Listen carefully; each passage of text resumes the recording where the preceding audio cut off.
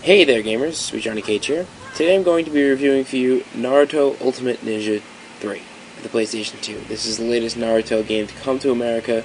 This review is coming after our review for Naruto Shippuden Naruto Ultimate XL2 for the PlayStation 2 from Japan. So please note that I'm going to be making some comparisons to that. If you'd like to see our review for that, you can always check it out in our YouTube channel.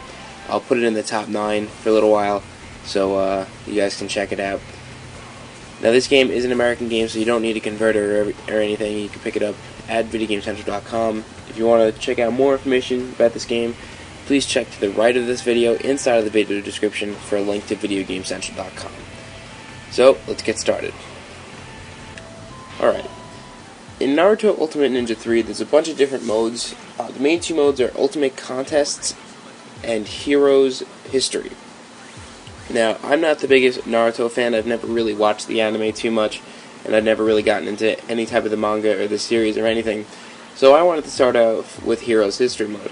Heroes History Mode basically gives you a rundown of the series up to the point where Naruto Ultimate Ninja 3 takes place. I thought this was a really, really good addition. It kind of helps everybody who hasn't, seen the series or read the manga or anything kind of catch up, get a brief glimpse at the storyline and where it stands up to the point of this game. So I started off with that.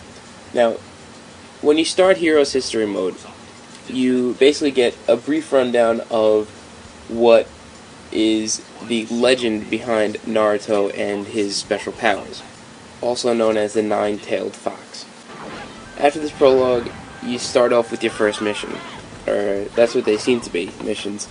After you complete this mission, you have 2 more. And this is how all the arcs, which is what they're called, which is parts of the storyline, all these arcs have 4 or 5, sometimes 4 or 5 missions to complete.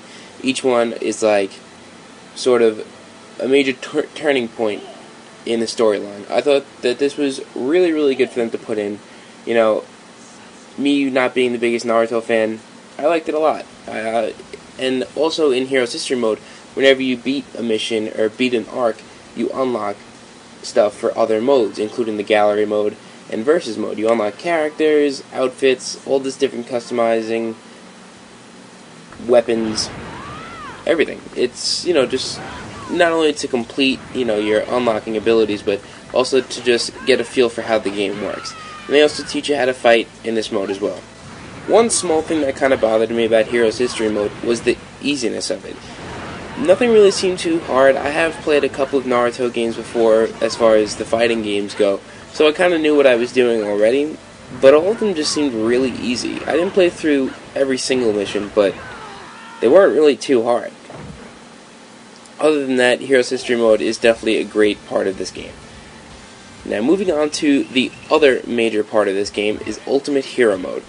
In Ultimate Hero Mode, you start off in Hidden Leaf Village, and you're told, and you're actually given a brief cutscene for it, you're shown that there's going to be a tournament held between the 2 fighting schools. This is basically to just kind of see who's better. This is how Ultimate Hero Mode starts off, although it does have a lot more to offer. But Ultimate Hero Mode really teaches you how to play the game. Now, it doesn't teach you everything about it, but it does give you a very, very in-depth introduction into how the fighting works, how the mechanics of the game works, special moves, combos, different types of weapons, everything. It's really good. Now, if you ever forget how to do something or forget how to initiate a certain mode, like summoning mode like I did, you can always go to the dojo in Hidden Leaf Village and learn more about it. Learn how it's done, learn what to do when you're in that mode, pretty much anything you want. All in all, Ultimate Hero Mode is the staple of all Naruto games. It does have its flaws, but it's also very good. I really couldn't find too many things wrong with it.